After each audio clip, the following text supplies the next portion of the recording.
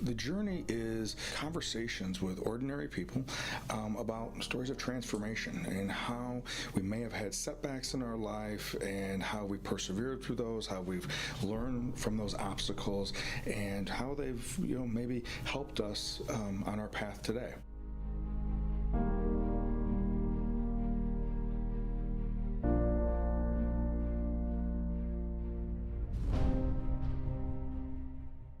Well, welcome to the journey. My name is Kevin Polky, and I am the host of the journey. And we have a returning guest. Theresa, also called Tammy Gasser, has been on our show two other times and is just a phenomenal wealth of information and knowledge and wisdom. We had the opportunity to work together at Refresh Mental Health, and she has had an opportunity to move on with her career, and then also physically move too, if I remember correctly. Yes, yes. And so, Teresa, you can share maybe a little bit about that. But welcome back to the journey, and I always love having conversations with you. And like we talked the other day, then sometimes we get to capture them capture them for the audience to listen to as well. So, well, welcome back to the journey. Yeah, thank you for having me again. I always love coming and talking with you. And yes, as you said, I've moved again. So those who know me know that I like to move for some reason. But back in Ohio with family and really love it. For those of you from Columbus, Ohio, you know it's a special place. We all become Buckeyes whether we went to school there or not, and it's just a great place to live. So I'm excited to be back there. Wish it was sunnier more than it is, but getting used to the 185 plus days of gray. Sure. And that is definitely one of the things for us here in the Midwest that we get the opportunity to did a talk the other day about developing resilience, and one of the slides is a same gentleman, one in the wintertime and one in the summertime. And the whole slide was about the idea of accepting what you cannot control and control what you can, Right. and being able to differentiate. And if what we learn in the Midwest is that we can't control the weather, not like they can control the weather in San Diego, but we learn that, and we learn how to dress appropriately, or we don't. But Right, right, right. You layer a lot. exactly. Well, Yeah. it was so funny. Just the other day, it was my son-in-law plays rugby, and so the spring season just started this past week, and so we were there for a few hours watching these three games, and later that night I was touching my forehead. I'm like, I got burned. It's like And you're like, wait so a minute, how did which that one happen? is it? Yeah, Exactly. exactly. So Yeah, well, your comment reminds me of this cute little book called Wilma Jean, the Worry Machine. And this little girl worries about everything, and then they figure out what she can't control. And one of them is the weather. She can't yes. control the weather. Yes, So exactly. So Teresa, I know that if you maybe just for our audience, maybe just give our audience a little bit of background of who you are, what you're doing now, what do you specialize in? Maybe just give us a little bit of that background, and then I know we have a particular reason why we had you on for the month that we raise awareness about. So maybe first, just start with just a little bit about yourself.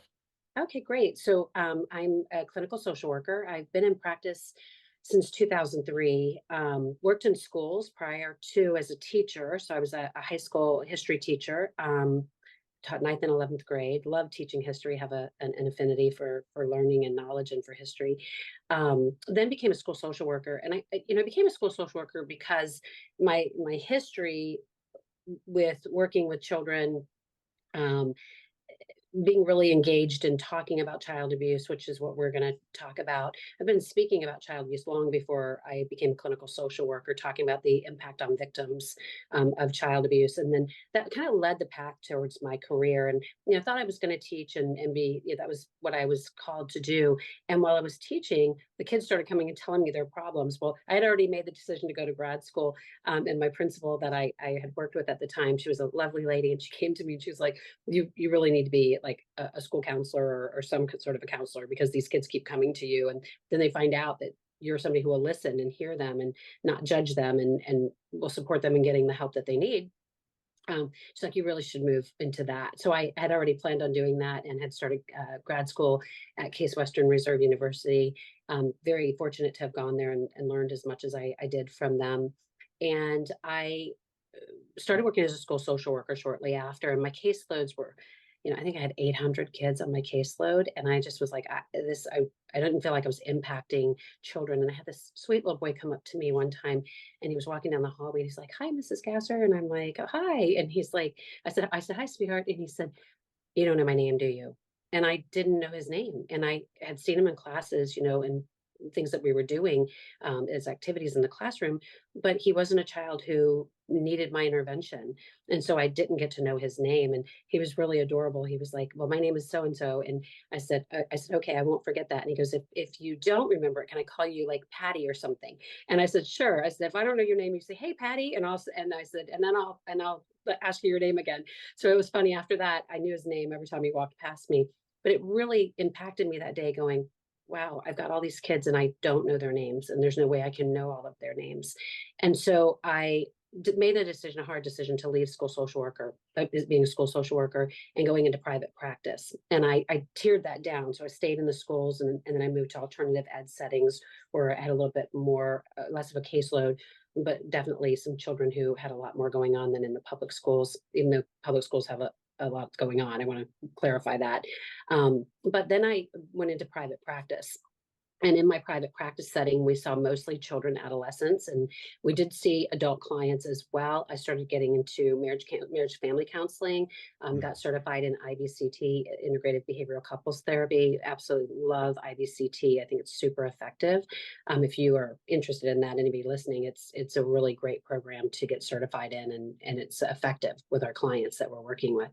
So started doing that, and then, as you know, Kevin, life sometimes takes you back into the original things, and I started teaching more and doing more about learning and development, and really have an affinity and a love for making sure that the counselors that are working in the field are actually getting the trainings that they need, and I'm really being supported in healing. So, but still, have a love for therapy and know that one day I'll be back to doing it again. Sure, sure. Yeah, no, yes, I think that is though there's a lot of parallels with your story and mine. Both being school social workers, then doing the clinical social work, and then I spend more time probably teaching therapist and teaching out into the community than I do comparatively to. I have a very small caseload of counseling and therapy now, comparatively, but similar to what you're saying, I know that I'm trying to align some things up so that I can get um, back to what I probably similar to yourself, what we're gifted with versus what we're obligated to do sometimes. And so, Right. I think too, for me, Kevin, the biggest thing that I can say to you is my life experiences help me be a better therapist. I hear a lot of times, "Oh, therapists go into therapy because they're fixing themselves, or they're this or they're that." And I'm like, well, no, I think therapists go and psychologists, et cetera, go into the field the same reason other people go into other fields. We have a love for what we're doing and for people. And so I always make a joke that therapists become therapists because they hate computers and they love people, and mhm. it's in that order. But the reality is, we really love people, and we want people to live their best lives. And that's why I miss the therapy part of it, because you really see, and I'll be picking up a caseload again soon, because I really miss that interaction, and really helping people. And we'll talk a little bit more about that, and the treatment of child abuse and neglect. But I just really find a passion for helping people heal. Yeah, and I think you're 100% right. I early on, I could tell the difference between working with things and working with people. And I didn't want to work with things because it just made the day really long for me. And working with people and trying to assist or try to help people with whatever that may be seemed to be like in a flow all the time and seemed to really the day went by. It wasn't really work. It was just I got to experience that time period with trying to assist people. So that was Yeah. in whatever capacity that was. So Teresa, why don't we jump into this month? This month is Child Abuse Awareness Month, and and just as we've talked at different times, next month will be Mental Health Awareness Month, and a couple months ago was Black History Awareness Month, and we know that even though that we designated, in this case, the month of April to being Child Abuse Awareness Month, it's not that we need to be thinking about this all the time, not just in the Right, month of April, right? And so, right. but for you, why is there such a pull for you, Yeah. specifically for you? Well, growing up, I grew up in an incredibly violent home. My parents were young when they got married and had us three children. My father was in the Navy, and he had an alcohol problem. It's also National Alcohol Awareness Month this month. I see a huge correlation sometimes with people who have addiction and the abuse that sometimes follows an addiction. Um, so growing up in that really violent environment and living with that until I was probably 16. Um, I really, it impacted my world. It impacted who I was. It impacted my self-esteem. People who know me now laugh and they're like, you had self-esteem problems? I'm like, yeah, I did. I really viewed myself in a certain lens, and I viewed myself as the abused child lens for a really long time. And for me, I was incredibly blessed and fortunate to have really key people come into my life and make a difference. And Dr. Deshawn, Frederick Deshawn, God rest his soul, he passed away. Actually, I think 15 years ago, a psychologist in Fort Walton Beach, Florida. He was an amazing human. Um, Great story how I came to find him. Wish I knew the guy who introduced me to him. It was somebody that I knew in passing. Just can't remember his name at all. So if you're watching, like reach out to me. But he was amazing, and he brought me to an appointment with Dr. Deshawn, and I just remember that was the first time, probably in my young life, that I was told I was okay, and that everything that had happened to me wasn't because of me. It was because of two other people who weren't healthy. And Dr. Deshawn taught me guided imagery and mindfulness back in the 80s, long before it became a really big popular thing. And I can tell you that literally changed the trajectory of my life, because I knew how to calm down that fight, flight, or freeze response that was happening to me all the time.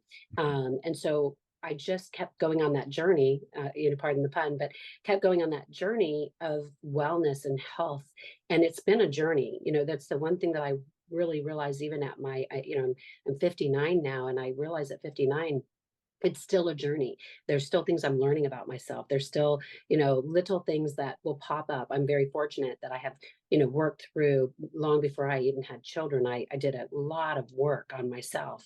And, but there's still little things that you don't realize that will pop in, and you have to make the decision to work through them. And so that's why I became passionate about it, and really decided that I wanted to work with it. And ironically, when I started working with children and started getting more and more abuse cases on my caseload, I also got other types of trauma as well with children. And, I was going to quit the field at one point and go into orthopedic sales, and got a job and was like, going to do it. It was gung ho. Yeah, yep, I'm out of here.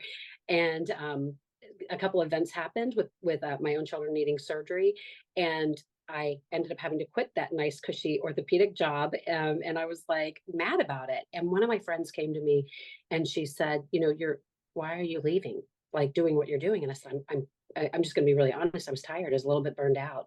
I had really hard caseloads of human trafficking and horrific physical sexual abuse that I was dealing with these children that were so wounded and so broken and so hurting.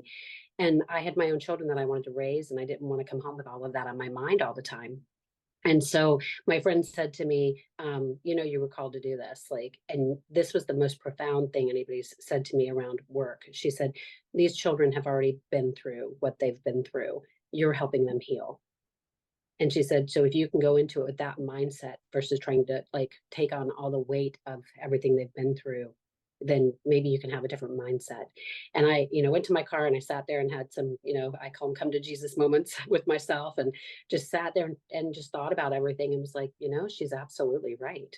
And so that was where I just turned it around and said, that's it. this is my life calling and this is what I'm going to do. And that's when I wrote my two children's books. One called Ice Cream Fun Feelings, to talk about your feelings. And the other one, There's a Squirrel in My Tummy. And when I wrote There Was a Squirrel in My Tummy, I read it the day before I was sending it, well, the Friday before I was sending it to publishing on Monday, and I didn't like it. I was like, this is not what I'm trying to say. So I had to rewrite the whole book to the pictures I already had illustrated because I couldn't afford to pay the illustrator more money to change the pictures. But it worked out perfectly, teaching our kids to trust their gut instincts. And we'll get a little bit more into that with the child abuse stuff as we continue the talking today.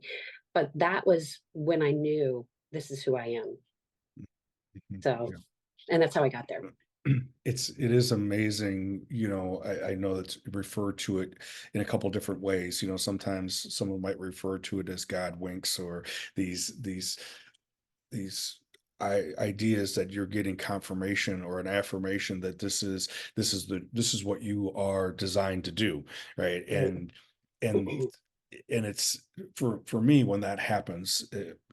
It happened yesterday was when I was at church, and the message about what was going on was this affirmation of that I'm going in the right direction, and and part of it was uh, that if I wasn't choosing to do what I'm about to venture onto, um, then I knew that I would have been upset because then I knew that I would have been settling. And so Right. it just happened to be that I had already made the choice even before the message. And this was just like a more of a confirmation or affirmation that this is what I'm supposed to be doing versus what um, allows there to be immediate security or stability. And Mhm. so one of the things that you talked about, and if you can maybe share with our audience from your own perspective, as well as it's reflected with the people that you've worked with, Mhm.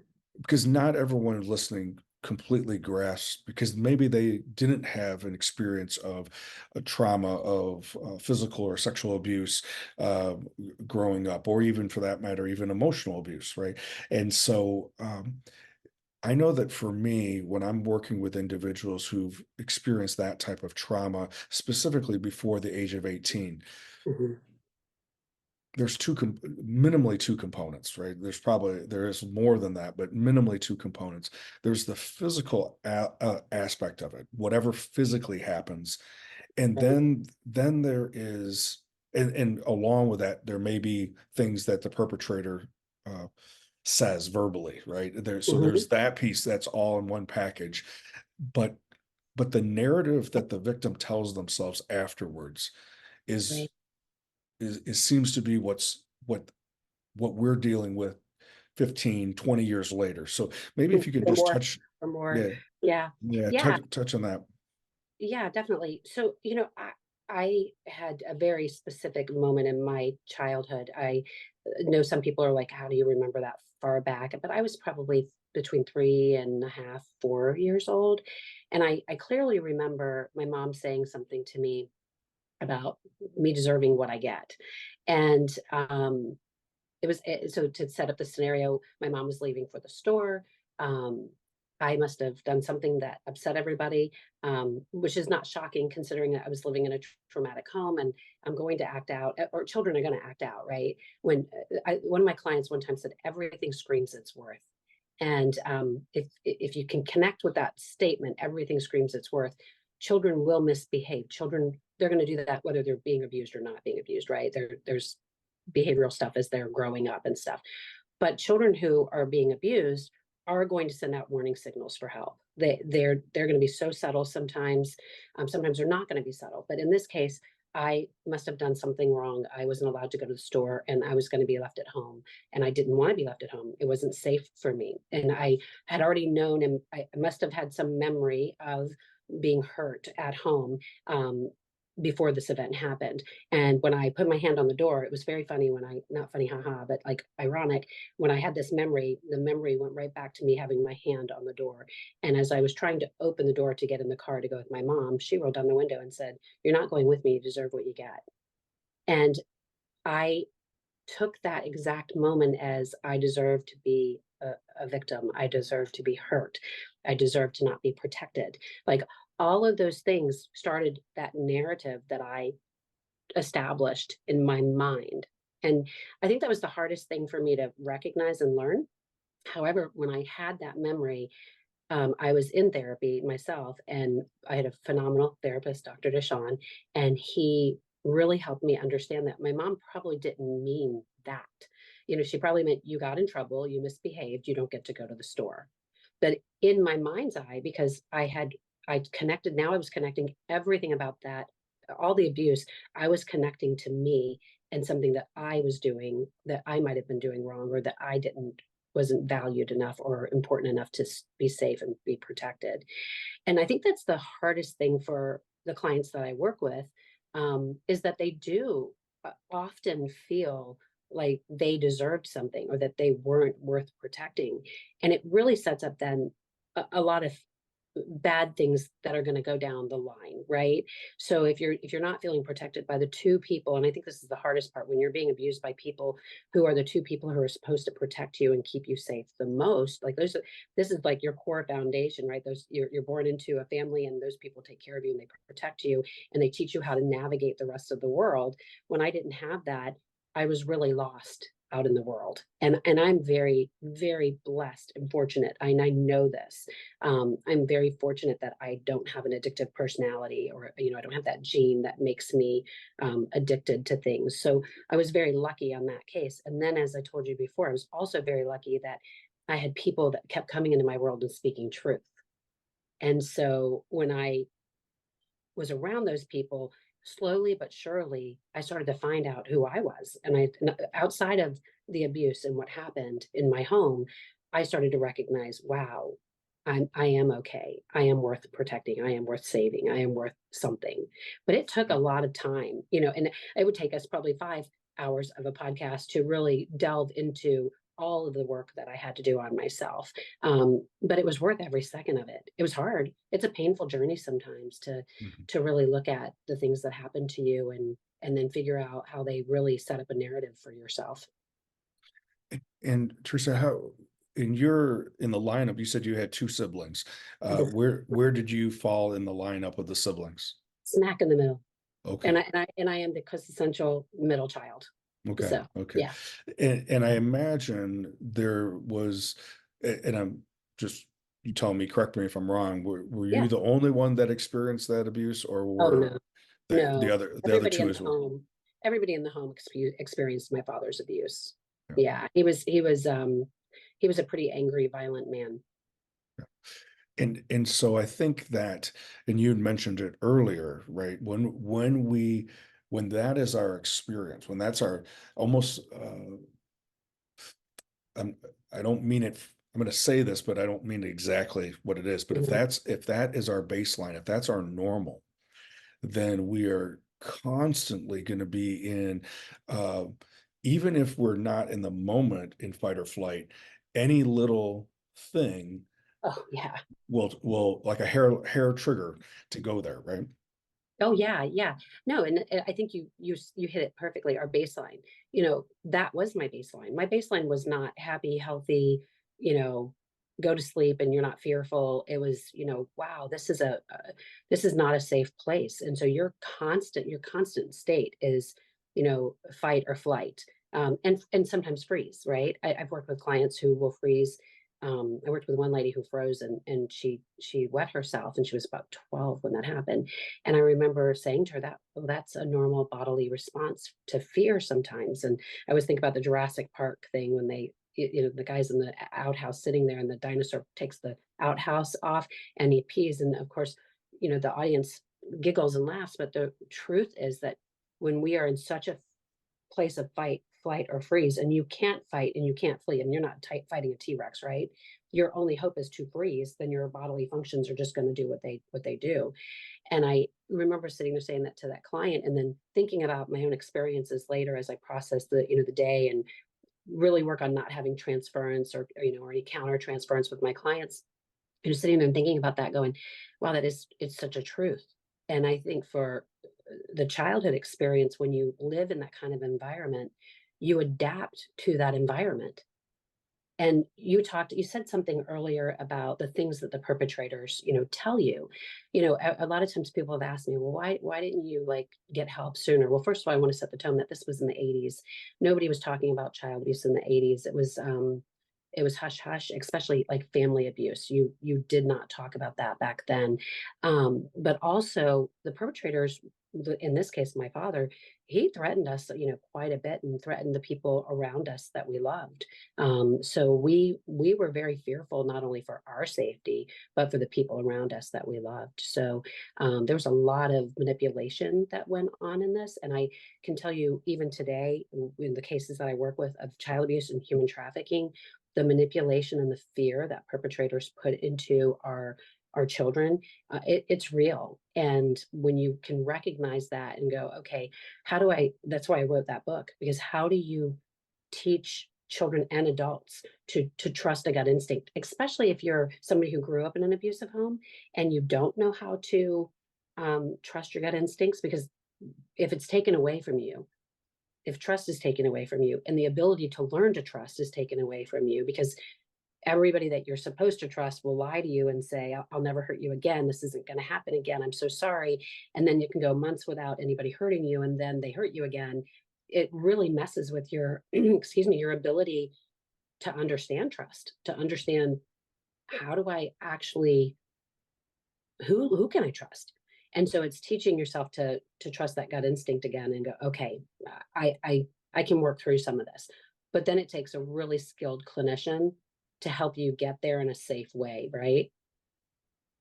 Yeah, and it's interesting because it is not that type of healing is not a cognitive exercise. No. It's not an intellectual exercise that you can read in a book or something. So I mean, yes, you can read something, you can get information that can kind of give you the idea that what happened and start challenging the narrative. But when you have lived what you're referring to, that is your experience, and it has been cemented into the reality. Well, true. And you look at like Viktor Frankl's work, and there's a chapter in his book, Man's Search for Meaning. I think that's the name of it, right? Yep, yep, Man's Search for Meaning. yeah, And there's a page in there where he talks about two people who he worked with in the concentration camps who were going to wanted to complete suicide. And he said, when you figure out, and I'm paraphrasing a whole lot here, but at the very end, he says, when you figure out your why, you can overcome um, anything, anyhow, anyhow. yeah, Yeah. yep, So it's so amazing to me that when I figured out my why, that I really love helping people. And I had one case, and it wasn't a child abuse case, but it was a case of a young man who lost his child in a very horrific way. And I remember working with him and staying one night. He was suicidal, and he wasn't going to go to the hospital. And I could have had him taken to the hospital, and I probably, could have convinced the police in Ohio we couldn't pink slip or Baker Act, or whatever you call it in whatever state you're in. And I sat on the floor with him for probably 2.5 hours and didn't move, just like sat there and let him just cry and let him just talk it out. And I'm not a huge talk therapy person. I love doing like evidence-based treatment models, but sometimes you got to talk. And so he sat and he talked it out, and he's doing great now. He still has things that he's working through in that trauma, but he's he's living life, and yeah, he's figuring it. He knows his why now. yeah, He had to figure out his why, because yeah, his why had gone away. yeah, And I think in my experience, I didn't even know there was a why growing up.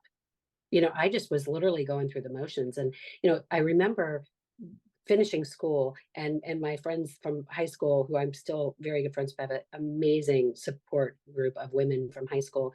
And these women are so amazing. And they not only taught me my why, like helped me find my why, but they supported me in all of my growing into that why. yeah, And so when I look back at some of the experiences that I had growing up, my learning was impacted by child abuse. I was a B student, but I actually could have been an A student had I not been living in that constant state of fear. So there were so many things that were impacted, by that experience. one of them is not sitting still. I still have a hard time sitting still. So like sitting here for an hour and an hour with you, I'm like, oh, I gotta sit still for an hour. I have to get up and move. But I'm learning those things like what's based on my trauma and what's part of my personality. Yeah, So, and then not attributing everything to my childhood, yeah, you know? yeah. Well, and I think, and we could go, like 100 different directions with this, right? And so, Right. when we have experience of trauma, and then when we're feeling uncomfortable, we want that to go away.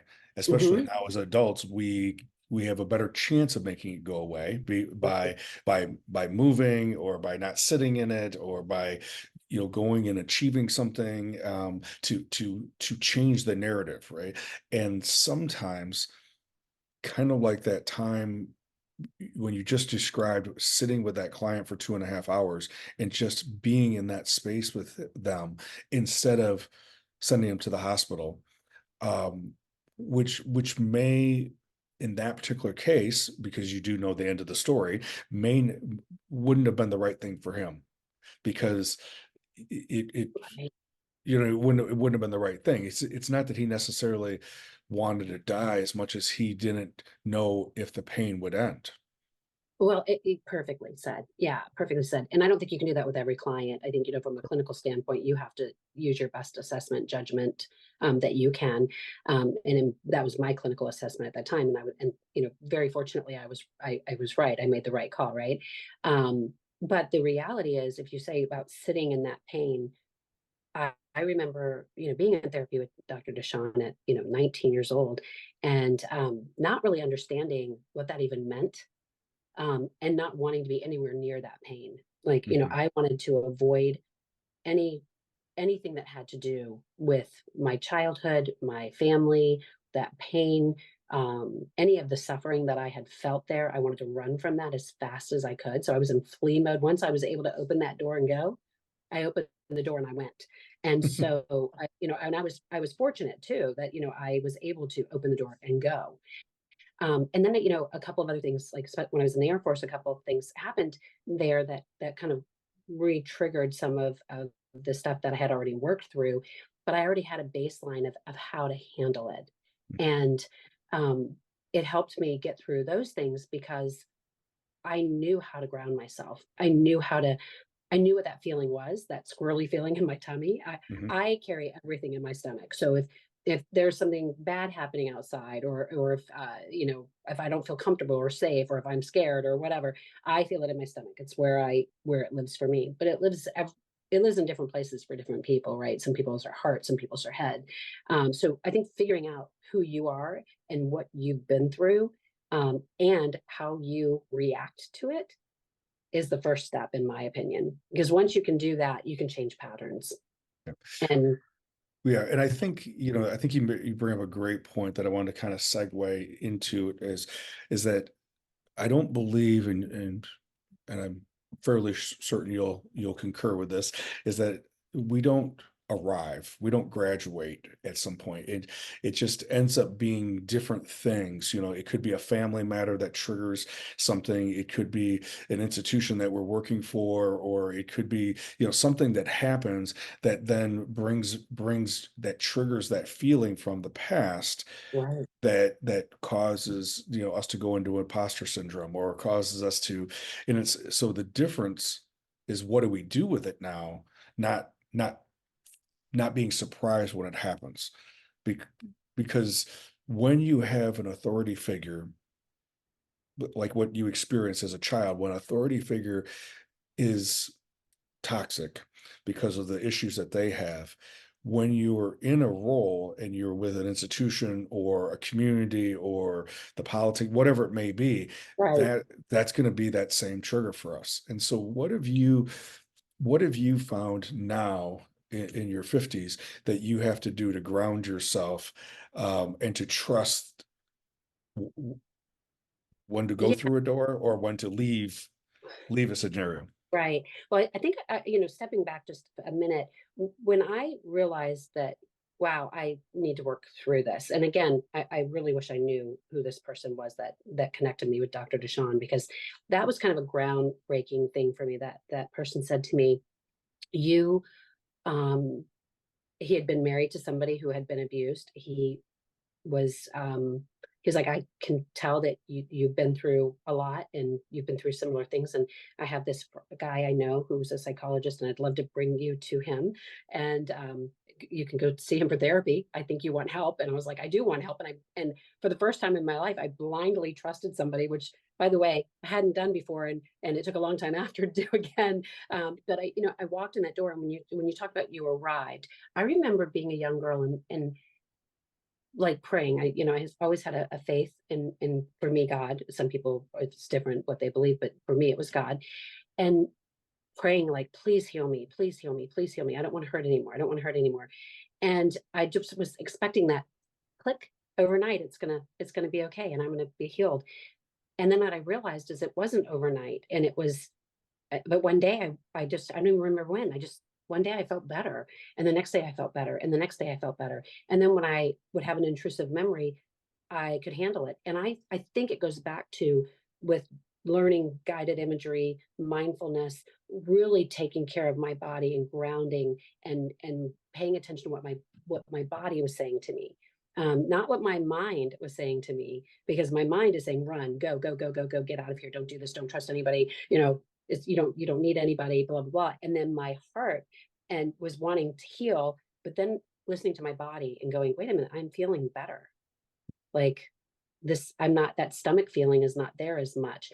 And so for me, it's been a process of learning everything that I can. And I guess the best way for me to give this analogy is, I won't say which marriage counseling technique I used before, but I never felt really solid in it. I was like, yes, this is good, and it's helping my clients, but I wanted more. I wanted to learn more. And so then I learned IBCT, which I love, love, love, love. And the reason I love it so much is because it makes you go back and look at your clients' experiences growing up and have the patterns that they've established. And so when I was learning IBCT, it took me to that next level of healing, even for myself, because all of a sudden I had to look at my patterns. Now I understood, well, wait a minute, what are you talking about, patterns? And we all create patterns based on our experiences in our childhood, our experiences in our marriage, our experiences at work, in our churches or synagogues, or mosques, our experiences with people at the grocery store. So all of our life experiences, if we are truly on the journey to heal, then it's a forever journey. Yep. And I don't even know when, Kevin. I wish I could tell you. It was like, I know it was in my 20s at some point. I stopped trying to push healing, and I just started working on healing. Mhm, mhm. And, it was when I lived life, and when something came up that I had to address, I addressed it. And, to this day, things will still come up that I have to learn to deal with, because I'm working with different people. I have different friend groups. I have different, I have family members that come, or sometimes go, in the case of divorce. And I've had to learn to work in some of those experiences. So I think well, for me, and I think for a lot of the people that I've been working with, it's, are you willing to face the journey that you have to face? And what kind of support do you have around that journey? And it's not always easy. Like, people can have, you know, people sometimes bring people around them that are like the perpetrator, and it's a comfortable, I hate to say that word, but it's comfortableness in the chaos. It's what we know. I just, for some reason, I don't know where it came from, but I remember being very young, maybe 10 or 12, and looking at my parents and saying, I will never be like you. Mhm, mhm. Like, never will I be like you. And it was why I did such a profound, extreme amount of therapy prior to having my own children, because I did not want them to grow up in a home where there was violence. Well, and I think you make a great point that we can, at 10 or 12 years old, we can make a vow that we don't ever want to, we know what we don't want to be. Right.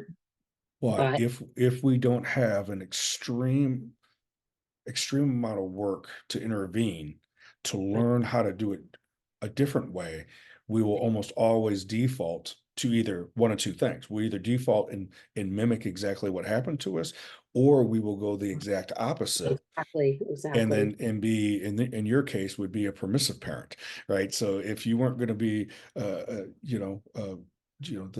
this you know punitive parent like your father was, you would, if you didn't, if there wasn't an intervention and continue work on it, we're going to Right. default to one of those two because Well, it's those patterns. We know what yep, we know. yep, You know what you know. yep, And it's how do you fight fair? yep, I always do that with couples, like, fair fighting. And it's like, well, if you didn't grow up fair fighting, and your spouse didn't grow up fair fighting, what they're in the home. And if you don't know fair fighting, it's like we're having a conversation and we can disagree with each other and agree to come back. That's as one of the examples of fair fighting. But if you grew up in a home like mine with extreme violence, now it was really another lucky thing for me. My husband grew up in a beautiful home and lovely people. And, you know, I raised my voice one time. He's like, "You're yelling at me." And I called my friend. I'm like, he said I was yelling at him, and this is how I was talking. And she goes, "Well, that's yelling for him because he never had any yelling in his yeah, house." And she's like, "Well, that's yelling for him. It's his yeah, perspective." And I was like, "Oh." yeah, And so then I had to like reassess myself. yeah, Like for me, it wasn't yelling because for me, my house was, full on screaming and, you know, people throwing things. So, for me, just raising my voice wasn't yelling, but for him, it was. yeah, And so we had to really navigate that. And I think the thing about, if somebody's watching this that has been abused, it's not easy. I really want to emphasize that I'm sitting here today and I can in a 30-45 minute podcast tell you, yeah, I did all this work, and and hey, look at me, here I am. I can tell you along the path was hard. There were days that, I get teary-eyed thinking about it now, that I would lay there and just cry and go, wow, how am I going to overcome this? Like, how am I going to heal from this? And I just kept putting one foot in front of the other, every day, getting up and saying, I'm going to do this. I'm going to heal from this. I'm going to be okay. And so, and my one of my friends laughs at me because I'll be going through something. They're like, how are you doing? I'm like, okay, it's going to be okay. And they go, yep, that's your motto. And it is my motto. And when I have deviated from that model, it's been harder. But when I really keep that mantra, I guess, more than model, that mantra in my head, it's going to be okay. I'm going yeah. to get through. And I think that's what has really helped me. So, yeah. I think just recently I came across the differentiating between grit and resilience. And grit, as it was explained, is this idea that you have a desire or a goal to be somewhere, and grit is the perseverance to continue the journey regardless of the hardships. Right. Resilience is when we get knocked down on the journey and then we get back up and we persevere through. And and and hopefully as we're persevering through that, we're also learning things about ourselves that we wouldn't have learned if those setbacks wouldn't have happened. And that's Right. why I so appreciate our conversation today, because as you said, there's a lot of stuff that you have learned about yourself over the last 50 years, that you wouldn't have learned if you wouldn't have experienced it. And that is your work that you're bringing, similar to what Frankel talked about, similar to other individuals. Because of that experience is what you actually, that's your sweet spot of who you work with, either the Mhm. therapist or educators or clients themselves. And but that doesn't necessarily mean that we don't we still have we still have our journey currently, right? And we still have things that we have to still do the work. It's not like it's like I was explaining to someone the other day that you can work out for 20 years, but then you don't do any movement at all, your muscle will atrophy, and adipose tissue will come back, and all those things will happen. It doesn't matter what the resume says. It's Right. what are you working on now? So Well, Teresa, I I think it's know. Go ahead. ever journey, by the way. It like you just said it, and to emphasize that, it is I will forever work on myself. Now, it Yeah, doesn't mean I sit there and read self-help books and therapy books all day long. I live life. And then if something comes up, I dig into that and figure out why. Like, Yeah. why is that impacting me? Why is that making me have an intrusive memory? Why is that, and I'm, I've done, I don't have a lot of intrusive memories anymore, but once in a blue moon, something like you said will happen and I'll experience something. And then I have to ask myself that question: do I need to work on this a little bit? Is this something I need to expand and grow? And if you're willing to do that, take the ride. Yeah. It's worth it. But then also remind yourself that we don't all move at the same speed. Yep. Yep. Absolutely. Teresa, thank you so much for being here with us today and I sharing love that. your aspect of your journey, not only of what you experienced growing up, but what you most importantly, what you did with it and how it now serves you so that you can serve others. If someone wanted to get a hold of you, either to purchase one of your children's books or just get a hold of you to reach out, what's the best way for them to get a hold of you? So, well, you can buy the books on Amazon, under my name, Theresa Gasser, Gasser with one S. I always want to use the goose thing. Well, there's one S in Gasser voice. Sorry, I have to do the top again reference at least once. Yeah. Um, but yeah, but you can always email me at my email, Tammy at gmail.com. Kevin, you can post that in the thing as well, so people can reach out to me. Definitely want people to know that there's somebody who cares, and also we'll post the national child abuse hotline number as well. Kevin, is that good? Yep. Absolutely. Absolutely. But yeah. Again, thank you so much for being with us, and Mm, I'll always love having conversations with you. So thank you. Same here. All right. Take care. Yeah. So if for some reason that you know either yourself or know someone that either has experienced abuse in the past or currently experience, please, I I know it's going to take courage, but to be able to ask for help, to shatter that silence around that is the beginning of the healing process. And if for some reason the first person you reach out to, it doesn't work, continue to persevere until you connect with someone that will. We will have uh, some links in the notes for this, but definitely we need to collectively shatter all of our silence that is around child abuse. Thank you so much for being with us today, and I look forward to being with you next week as well.